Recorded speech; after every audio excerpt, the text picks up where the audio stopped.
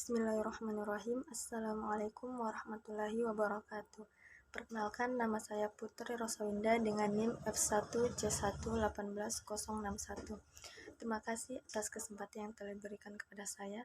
Jadi untuk memenuhi ujian akhir untuk mata kuliah mikrobiologi umum, saya akan mempresentasikan mengenai peran Saccharomyces cerevisiae dalam pembuatan tape ketan. Langsung saja bagian pendahuluan. Jadi kita ketahui bersama bahwa makanan fermentasi yang terkenal dan sering dikonsumsi yaitu tape.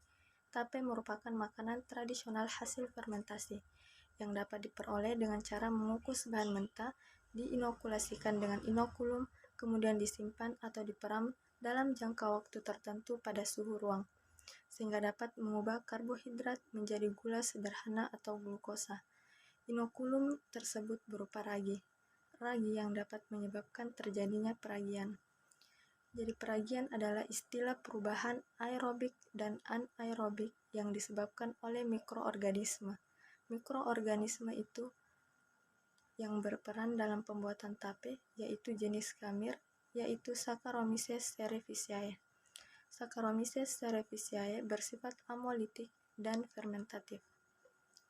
Adapun karakteristik dari Saccharomyces cerevisiae, ciri-cirinya yang pertama itu bersifat non-patogenik dan non-toksik, kemudian termasuk salah satu jenis kamir, dapat memfermentasikan berbagai karbohidrat, dapat menghasilkan alkohol, dan komposisinya yaitu terdiri atas protein kasar 50-52%, karbohidrat 30-37%, lemak 4-5%, dan mineral 7-8%.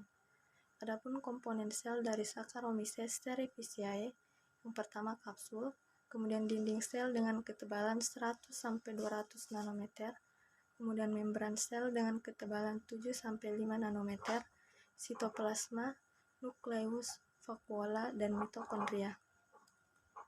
Selanjutnya morfologi dan golongan dari Saccharomyces cerevisiae. Yang pertama berbentuk oval, lonjong silindris dengan ukuran 5-20 mikron, membentuk tunas, dan termasuk sel tunggal tidak berklorofil. Koloninya berbentuk rata, lembab, mengkilap, dan halus, termasuk sel eukariotik yang secara morfologi hanya membentuk askospora. Kemudian termasuk jamur kamir atau yeast, dapat dilihat dari gambar. Kemudian taksonomi dari Saccharomyces cerevisiae yaitu kingdomnya berupa fungi, filumnya yaitu Ascomycota, kemudian ordonya Saccharomycetales, kemudian subfilumnya Saccharomycatina, kemudian kelasnya Saccharomycetes, familinya Saccharomycetaceae, kemudian genusnya Saccharomyces. Kemudian siklus hidupnya, kamir ini mempunyai perubahan pada fase haploid dengan sebuah diplofase yang sebenarnya. Strain haploid memiliki salah satu dari dua tipe kawin yaitu A dan alpha, dan sel dengan tipe kawin berbeda dapat bercampur melakukan perkawinan. Peleburan kedua sel diikuti dengan peleburan inti, dan tunas pertama yang dihasilkan adalah zigot yang berisi sebuah inti yang diploid. Diploid fase dibentuk sampai kondisi lingkungan cocok untuk menginduksi terjadinya sporulasi. Keseluruhan sel dikonversi ke dalam sebuah askus, di mana terjadi meiosis dan dihasilkan 4 askospora. Germinisasi dari askospora kembali lagi dan permulaan haplofase. Dapat dilihat pada gambar. Kemudian habitatnya yaitu hidupnya kosmopolitan, mudah dijumpai pada permukaan buah-buahan, nektar bunga, dan dalam cairan yang mengandung gula. Ada juga ditemukan pada tanah dan serangga.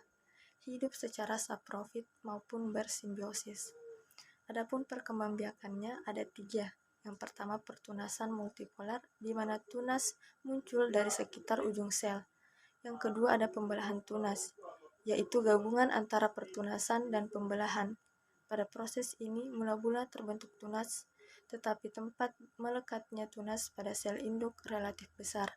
Kemudian terbentuk septa yang memisahkan tunas dan induk selnya. Pada Saccharomyces, areal tempat melekatnya tunas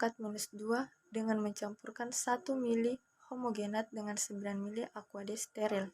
Kemudian dilakukan seterusnya hingga tingkat pengenceran mencapai 10 pangkat minus 8.